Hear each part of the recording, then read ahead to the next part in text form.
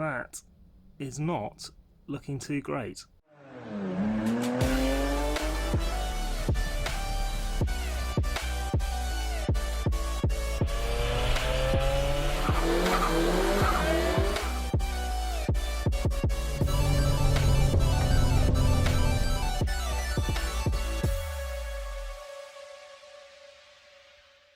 Hi guys, welcome back to Tom Mods Things. Today we are working back on the Saxo project. As you saw in the last video, we've done a lot of work on this, mainly to do with the windscreen and also sorting out a load of the bodywork, because you would have seen that we'd had cracks and bits and bobs all over the body kit that had been fitted, where over the years things have kind of moved around a bit and the filler had started to crack. So we've dealt with all of that in the last video. That's all smoothed off, ready to go. What we're looking at doing in this video is we picked up a couple of extra parts. So you would have seen that this car was originally taken off the road because of a gearbox problem, and also it then started to not run properly. So we've been taking a look at what's been going on. We found that you could get all the gears apart from first, and then the only way that you could get first gear was if you actually jack the car up. So we thought initially it was going to be a lower gearbox mount, so that's been replaced with a brand new one. That unfortunately hasn't fixed the problem, went back down, couldn't shove it into first gear. So we're on to kind of the next one on the list of potential issues to kind of sort this, because the gearbox still works from the point of view of the car will go forwards and backwards, but it's just that it won't engage first gear. So we're hoping it's not something to do with the synchro on the inside, but I think the fact that you can jack it up and put it into first means that that's not going to be the case. So we're moving on now to gear linkages, so I'll show you what we've picked up. Right, so this is what we've got. So in the engine, in the depths down here, are the gear linkages. Now we took a look at these when we were under the car last, and it didn't actually look too bad, to be honest. They looked all fine, they looked all straight, everything was kind of moving around as I was expecting it to. We cleared up some of the joints and stuff, but realistically it kind of looked like it should be okay. What we've started to do is we've started to look at what we're going to need to do to actually pull them out. We're going to try and do this without actually jacking the car up. Now that could well work, that could well not work, but I think because all this is kind of missing with the airbox and stuff, we can kind of get a hand down there to kind of grab onto the linkages and then just yank them to kind of get them to pop off. Hopefully it's not as difficult to get the new ones on, because they are these ones. So these found off of the internet. They are upgraded, so they're a nice sort of CNC turned sort of centerpiece, and then the ends with the sort of little rubber grommets, and then the little sort of retaining pin. So they are seen as an upgrade, so these should be a much better feel. So yeah, so we're going to crack on. We're going to start delving into the bottom of this, and then I'll catch up with you when we've removed one of them to take a first look. Right, so we're back here. So we have got one off. So this one's the top one. So if we're kind of looking down here, you can just make out where there. That is effectively one of those linkages, like down the bottom. There's two of them that kind of sit. As you can see, one of them's actually at an angle, the top one, because we've popped it off with that left hand side, and then this one sits on that sort of little ball joint you can just see there, and then over on that left hand side, and that kind of links in with the actual gearbox itself. So we've removed this one. It looks okay. I mean, it's old, it's been in there a while. The only thing that we have noticed, which again could be the thing that solves all the problems, is, as you can look at both ends of that, they're not actually parallel to each other. One of them's on the piss, so if I turn it over there, you can see that one on the far side turns to the left. You flatten that one at the back, and then this one turns off, so it's all sort of at an angle, so it kind of looks like it's twisted. So I mean, that could be it. Other than that, they kind of look okay. Like when you spin it round, there's no like crazy sort of wobble going on. But what it does mean is, I think, yeah, when we chuck these other two on, we could find that actually it solves it. So we're going to, I think we're going to try and get access to the lower one, but I think that's going to prove difficult with not being able to get under the car. So I think what we might do is get the two upper ones done now up here, and then hopefully I can get my fat fingers in to get these out, or those in, should I say, into the sort of ends of those pins to lock them in place. And then we'll see if we can flip over and then crack on with the other ones. So we'll catch up with you when hopefully I've got those in. If not, I'm just going to be swearing loads, so I'll catch you loads in a sec. Right, we've got that second one out, and as you can see, it is not the nicest of ones. This was the main one that we started to clean out, but just comparing it to kind of where the next one is going to mount into, and we're looking at these ends, and yeah, I mean, I don't know whether the new ones are incorrect or this is literally the problem, but as you can see, those two things are definitely not facing the same direction. This is coming out straight, that one is out at a right angle, so the other smaller one is exactly the same as this one here, so I'd expect them to be the same. So yeah, I guess what we'll do is we'll undo the bottom one hopefully, and take a look at these sort of two old ones together, and then we might actually have just found the solution to the gearbox problems of it not going into first. So yeah, I mean, that might be it. If that's it, oh, then we have just saved a load of money, because these were what, 30 quid, and yeah, we've done the gearbox mount, but that needed doing anyway because it was all split. But yeah, it means that, yeah, the car literally came off the road because of some gear linkages. I'm hopeful, I really am, so keep fingers crossed, and I'll see if we can get this lower one off. We'll check the two together, and then we'll start to hopefully put these new ones on and they go on as intended, which would be good, because if I don't have to faff around back and forth, that'd be great, because yeah, the car's not going to move now because the gear linkages are off, so we're gonna hopefully get it back up and running. So yeah, catch you guys in a sec.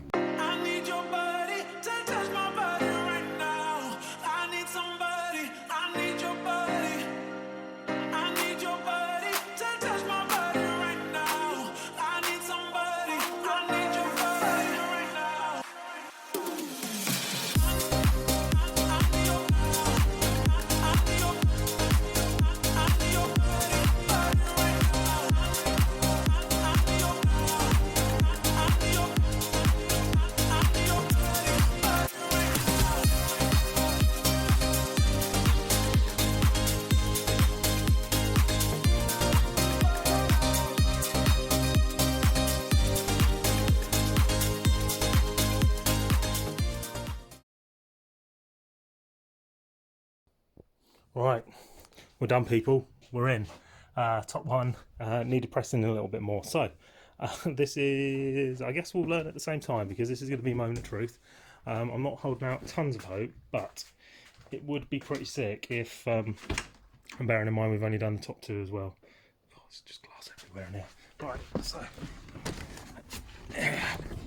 now in the motor. All right. Oh. No way.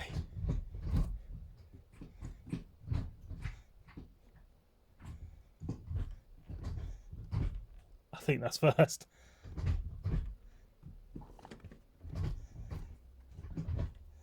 I think it was just a linkage. Reverse is the only one that's, there we go. Okay, so we've got some reverse. Fucking hell. Jeez. Okay, so I think it might just be that, because that was not possible before. You couldn't slam it into first, and it feels really good actually now. Oh, it feels like a race car rowing those gears. Okay. Right, okay, so I think we may have fixed it. I think we might have first. Now, little one is asleep upstairs, so what I'm probably going to do is end this video, well, not end this video, but end this session of this video right here, and I'll catch up with you tomorrow, because it's the weekend and we're going to be cracking on with some of the other bits. But yeah, mega process. So process, lost for words. Yeah, this is exciting. This is really exciting. So it looks like it may have just been a gear linkage, which is nuts. So they all looked fine underneath, didn't look bent as such, but I guess that one was twisted from the looks of things. So yeah, whatever it's been, half an hour job to change those over from the top of the engine bay as well. Got the lower one to do, obviously, still. So we'll probably jack the car up tomorrow and pop that last one off anyway, so that we at least get all new linkages on there. But oh, mega. I mean, that's nuts. Cool. Right, I'll catch you guys in a sec. Right, so next day on, as you can see, because I've had a little bit of a schlid cut, and yeah, basically we're going to give this a go, I think. So as you saw, we had gear linkages all changed in the front of the car, so I'm hoping that we've not got no battery left, because we're going to try and put it in first, so get it all running and effectively backwards forwards, see if the gear linkages have fixed it. Right, moment of truth. Have we got enough battery? Yes, we do. Right, so okay, backwards, we're all good. Oh, it does go into first now. Oh, there we go, first gear. It's a tough one to get in, but it does go into first now. So that is job done. Right guys, as you can see by the glistening face, it is hot today. It is incredibly sunny outside and it is very warm in here. So what have we been doing? So as you just saw that we managed to engage first gear, which is great. It was pretty stiff, to be honest, so we haven't actually checked the gearbox oil in this yet, but I think we're going to change it anyway regardless. And then the other thing is the clutch is really high at the moment, so we're going to get the gearbox oil out, just make sure that there's no big metal chunks floating around in there, because even though we can select all gears, that doesn't sort of mean that we're out of the woods yet. We do need to still check kind of all the miscellaneous bits before we even attempt to sort of drive this over to have an MOT. So what we are going to do is we've got it jacked up, as you can see, wheels back off again, so we're going to crack on. We're going to find the drain plug on the gearbox, and then we're going to undo it, hopefully collect all the oil and don't spill it everywhere, and then we'll have a fish around in that and see what we come up with, and hopefully there's no glistening horrible big chunks that get sort of floating out. So yeah, wish me luck. Right, so the drain plug on these, I believe it is passenger side from memory when we did the 106, and I believe it is just down there, kind of down the back. We're looking for kind of a square socket. I think it's that one just there that we can see. So we'll go and grab our 8mm and we are going to see if we can crack it off. But as you can see, we also need to do a CV boot, because I've just noticed that this one is split. As you can see by all the oil and stuff everywhere while we were whizzing it around to check that the wheels were all spinning. So yeah, we're going to need to replace that, which is great. So yeah, going to crack it off and double check the gearbox. So gearbox oil is coming out. However, that is not looking too great.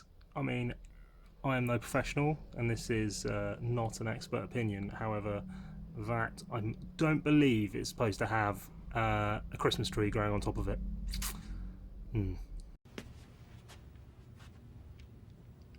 No, God! No, God, please, no! No! No! No! A few moments later. Great success. Right guys, so where are we up to? So gearbox done, so fill and stuff all back in. So bottom one and then top one was the fill, so chucked 2 litres in there. It had hardly anything in it because I think from chatting to a guy who previously owned this, when he started to strip some of the suspension off, drive shafts popped out, so all the oil leaked out, which would explain why. It's probably a little bit rattly and noisy. I think hopefully at the moment it should be running a lot smoother, which is cool.